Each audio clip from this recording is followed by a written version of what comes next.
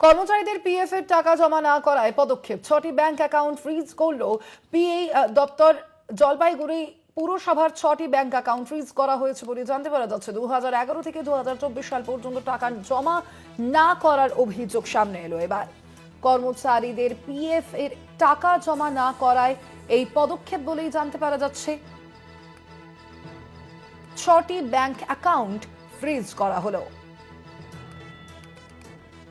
জলপাইগুড়ি পুরসভার 6টি bank account freeze.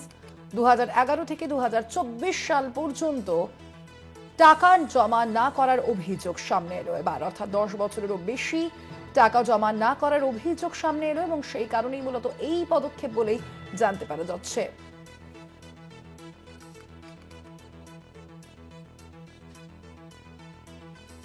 কথা বলবো, বিস্তারিত জানবো সম্পর্কে ফোন লাইনে রয়েছেন প্রতিনিধি সুজিত দে। সুজিত, কি কারণে এই পদক্ষেপ?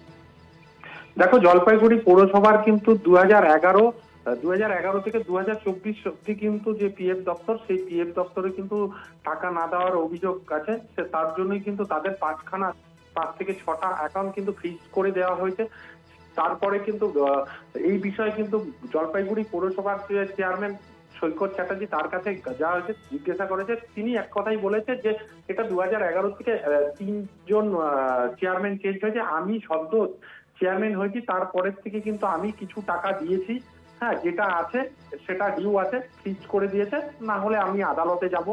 এই কথা কিন্তু পৌরসভার চেয়ারম্যান বলেছে। এই তারপরের বিষয়ে যখন বলা হয় যে যারা পিএফ পাচ্ছে না, পরের মাস থেকে কিন্তু বন্ধ হয়ে যাবে, তারা বলছে যে আমরা 10 তারিখ অব্দি দেখছি। যারা অবসরপ্রাপ্ত যে কর্মচারী আছে তারা কিন্তু পাচ্ছে না, পেনশন থেকে শুরু।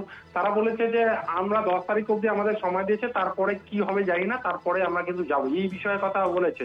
আর পিএফ দপ্তরের অফিসার কিন্তু যে আছে তিনি বলেছে তারা এখন আইনের দ্বারস্থ হতে পারে, আর না হলে এই ফাইন কিন্তু দিতে হবে তাদেরকে, তাহলেই কিন্তু এদের যে অ্যাকাউন্ট গুলো সেগুলোকে ঠিক করাবে, না হলে ফ্রিজ করাই থাকবে।